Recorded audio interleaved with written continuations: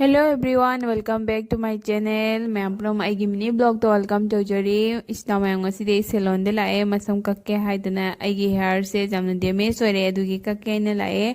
adudi aine kai salon sigi maming look salon hariga kawe aduga ai su khangde sigi salon se aina ahan ba experience taujabani aduga iduga sigi salon siga changma matam da khoi manipur dagi aunty haigadra ai didu madam haina kaujare dum respect tawbo ina aduga madam se phangnare yam nungare man फंगनबदगी अदुगा मासे सिगा जावरगा लेरमे थबक यावना लेरमबदगी माना माओइने ककपीरगे हाने दुमाइ तोरगा ककपीरे अदो आई मसमजी ककट्री ममांगदा हाना कनो तोरेबको मोइने हाना wash तौदबा यारोइना wash तौथोगा actually एसे smoothening तौनिंगबने अदो smoothening तौबदो आई तौद्रे आइगी मसमगी problem खरा आइना मयामदसु ममांगदा share तौगिबदो अदुमाइना अदो wash तौलोरगा इसे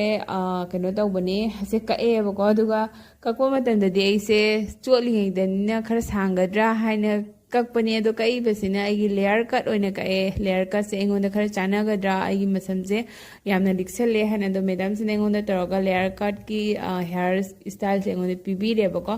अदो इसे फरे ट्राई तोरगे हाइना कक्सले लेयर कट से आइना कॉलेज कारिङैदे कक्खिबने अदो कुइरे आइना कक्खिदबा अदुगा ममांगदा आइना ककपना लेयर कट ति नतबा अखोइगी खरा कई हाइनि खरा पॉप टाइप ता अमखा कक्खि अदुगा आइना फरे अमका कआगे हाइना कक्सले अदो मैम आइगी हेयर स्टाइल से एंगोंदा चानाबरा चानादबरा मैम हाबिरो अदुगा लोइनना मैमना आइगी कमेंट सेक्शन दा कमेंट अम खतंग इबिरो मदुदि असिगुम एक्सपेंसिव खरा ओइबा सैलून गुमदा चंगबा तारि हेयर कट चे कया ओइना पिनागे हाइ